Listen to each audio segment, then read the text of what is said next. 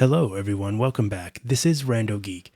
In this video, we're going to talk about Spectrum. Looks like Spectrum is making some moves in efforts to purchase a smaller cable TV company.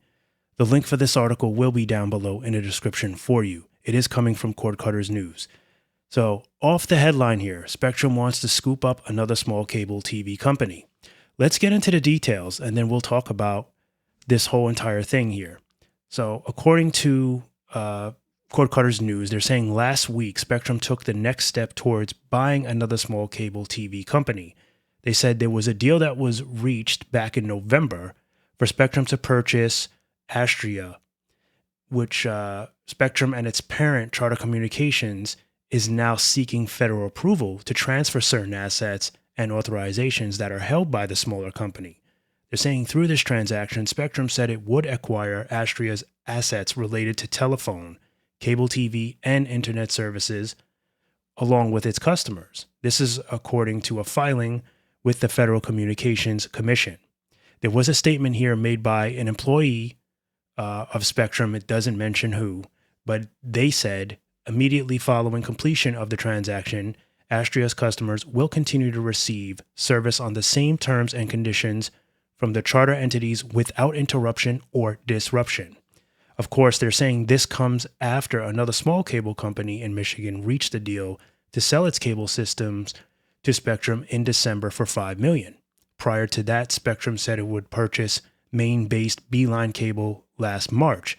The deal comes as many smaller and mid-sized cable companies have struggled to stay in business, of course, with many killing their TV business in favor of just internet access or just shutting down completely.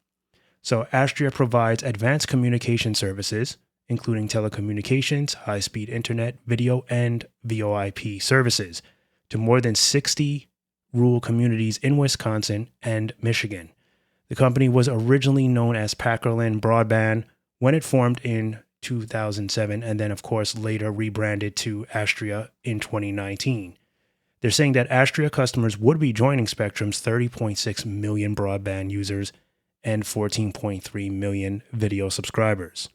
So there's your update there. Like I said, the link will be down below for you if you want to. There's a little bit more. It's pretty much done, though. Pretty much covered it. It's a very short article.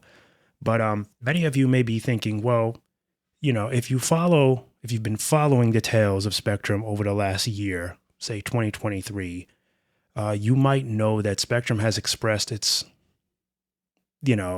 concern about where cable TV is going. They've pretty much said it's a dying breed and they don't see it going really any further, that it's pretty much hitting a dead end, right? It's about to crash into a wall at this point.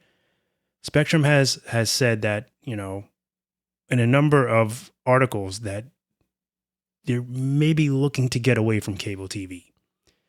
There was a huge dispute a couple of months ago with Disney. The deal was about to break through. Spectrum was about to stop offering Disney programming through their cable TV services. A deal was temporarily reached. I haven't heard anything else about that for now, but I don't think they're on the best of terms. So at some point, that contract will be up for renewal, depending on the relationship and the deals that can be struck between Spectrum and Disney. Things might be a little different next go round.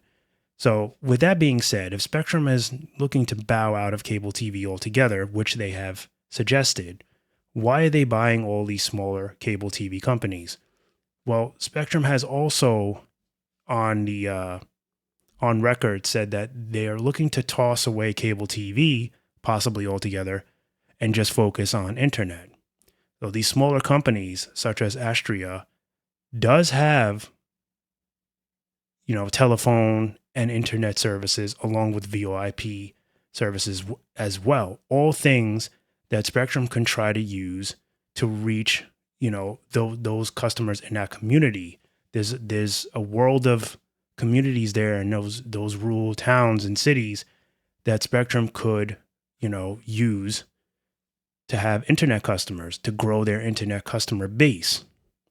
And when they're getting it at such a discounted rate, this is the best way to deploy Spectrum, right? To build up customers at an affordable price.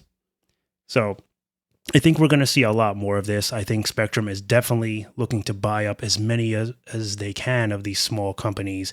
And it's going to be easy because even though some of these companies are profitable, they don't have the reach that a company like Spectrum or Fios or Comcast or any of them larger companies have. They don't have the capital to invest and advertise, such as a lot of these smaller little local type companies do. But they do have a pretty decent sized customer base for the location. And this is pretty smart, I think. This is a good way to grow slowly and but surely, especially when they're trying, and they're getting access to different types of, products and services that they don't necessarily, have or want to spend so much on. So they're getting all of this at a discounted value is what I'm saying. So I think this could be a good idea for Spectrum. I think if they are focusing on just internet and VoIP services, if they rebrand it in a way and offer a more attractive kind of package, they could be on their way to being, definitely a top pick for large tech companies that, want to do business with them. So I guess we'll see. This should be very interesting. And we'll see whether or not Spectrum keeps its word about bowing out of cable TV. I mean, they say they don't want to do it, but they do have a fairly large customer base still at this time. And even though cord cutting is definitely taking over, it hasn't taken over just yet. So we will have to see, because the thing here, basically the reason why they're still able to hang on, as with 5G home internet, the whole reason why people run to those cord cutting solutions is a lot of it is simplicity. Of course, it's convenient, right? No contracts, no cable. You just basically plug and play. With cord cutting cable solutions, you just download an app. You buy a Roku stick or a Fire Stick, plug it in the back of your TV, and just download apps, and then it's accessible everywhere, right? On your phones, your tablets, whatever it is. Doesn't work like that with cable TV, even though they do offer app versions of it, of course, with it. They made it, it's not like it was in the 90s, obviously. But still, and it's also more money, right? As where cord cutting solutions is cheaper. But now, some of these cord cutting solutions are starting to get a little pricey. So therefore, some customers are thinking, rethinking, and maybe, some of them are going back to cable, or just because they're seeing that the prices in some of the cord cutting programs are almost just as much, they haven't made the move yet. So it's interesting. It's like, cord cutting is definitely taking over. I think it would have basically axed cable TV altogether if they weren't going up on prices, which they're kind of doing, and cable is trying to come down. So the pricing isn't as far away from each other as it could be, or that it was maybe a year ago or 2 years ago when cord cutting really started kicking in. So interesting stuff here. Definitely I like following this because I don't know. I don't know how long traditional cable TV has before it pretty much is just obsolete. Hit me down below in the comment section with your thoughts of this, and what do you think?